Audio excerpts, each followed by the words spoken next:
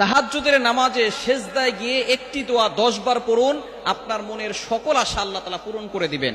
তাহাজ্জুদের নামাজটা হচ্ছে এমন নামাজ, এই সময় সকল মাখলুকাত ঘুমিয়ে থাকে, পাখিগুলো ঘুমিয়ে থাকে, গাছপালা ঘুমিয়ে থাকে, কিন্তু আল্লাহ পাক রব্বুল আলামিন সব সময় কিন্তু তার বান্দাদের দিকে খেয়াল রাখেন, কখন কে আল্লাহকে ডাক দেন। এই সময়টা আপনি নামাজে দাঁড়িয়ে যাবেন, ওযু করে নামাজে দাঁড়াবেন, কেননা মুয়াজ্জিন 5 বেলা মানুষকে ডাকে, হাইয়া আলাস সালাহ, হাইয়া আলাল ফালাহ, কাম টু দ্য সাকসেস, সফলতার দিকে আসো, কল্যাণের দিকে আসো। সুতরাং আপনি অবশ্যই একটা বেলা আছে যেই সময় আল্লাহ তাআলা নিজে বান্দাদেরকে ডাকতে থাকেন, সেটা হচ্ছে তাহাজ্জুদের সময়, রাতের শেষ অংশ। আপনি ফজরের নামাজ যখন পড়বেন, আজান যখন দিবে তার আধা ঘন্টা আগে ঘুম থেকে উঠে যাবেন, তখন আপনি ওযু করে 2 রাকাত সালাত, 4 রাকাত, 6 রাকাত, 8 রাকাত যা পারেন পড়ে তখন আপনি আল্লাহর কাছে দোয়া করবেন। তাহাজ্জুদের নামাজে আপনি নফল নামাজে কোরআনের আয়াত পড়া যায়, আয়াতটি হচ্ছে কোরআনের একটি আয়াত, এই আয়াতটা আপনি পড়বেন 10 বার সিজদায় গিয়ে। এটা আপনি ফরজ নামাজে পড়তে পারবেন না, ফরজ নামাজে কোরআন শরীফের কোন আয়াত তেলাওয়াত করা জায়েজ নাই।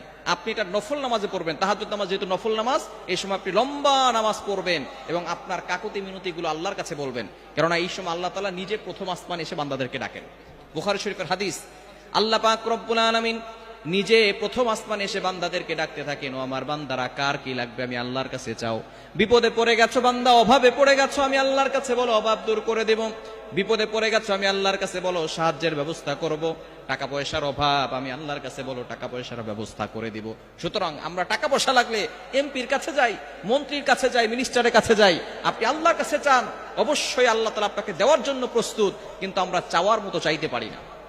এজন্য আপনি তাহাজ্জুদের নামাজ যখন পড়বেন, সেজদায় গিয়ে সুবহান রাব্বিয়াল আ'লা 3 বার পড়বেন। এরপরে আপনি একটা দোয়া পড়বেন, কোরআনুল কারীমের একটা আয়াত আল্লাহ তাআলা নিজে শিক্ষা দিয়েছেন। দোয়াটি হচ্ছে 2 নম্বর পারা 10 নম্বর পৃষ্ঠা 10-11 নম্বর লাইন, সূরা বাকারার 201 নম্বর আয়াত। রব্বানা আতিনা ফিদ দুনিয়া হাসানাতাও ওয়া ফিল আখিরাতি হাসানা ওয়া কিনা আযাবান নার। এই দোয়াটা 10 বার করে আপনি আল্লাহর কাছে বাংলায় দোয়া করতে পারেন। এই দোয়ার ভিতরে আল্লাহ তাআলা দুনিয়া ও আখিরাতের কল্যাণের কথা জানিয়ে দিয়েছেন।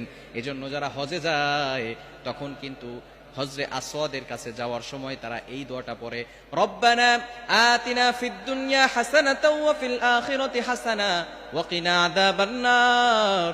আয় আল্লাহ, আমাকে দুনিয়া এবং আখিরাত উভয় জগতের কল্যাণ দান করেন। সুতরাং আপনি এই দোয়াটা 10 বার পরে আল্লাহর কাছে চাইবেন। আপনি বিপদে পড়ে গেছেন, অভাব দূর হচ্ছে না, অনেকের ভিসা হয় না, অনেকের মেয়ের বিয়ে হচ্ছে না, অনেকের সন্তান কথা শোনে না, যত ধরনের সমস্যাগুলো আছে সব সমস্যার কথা আপনি আল্লাহর কাছে বলবেন।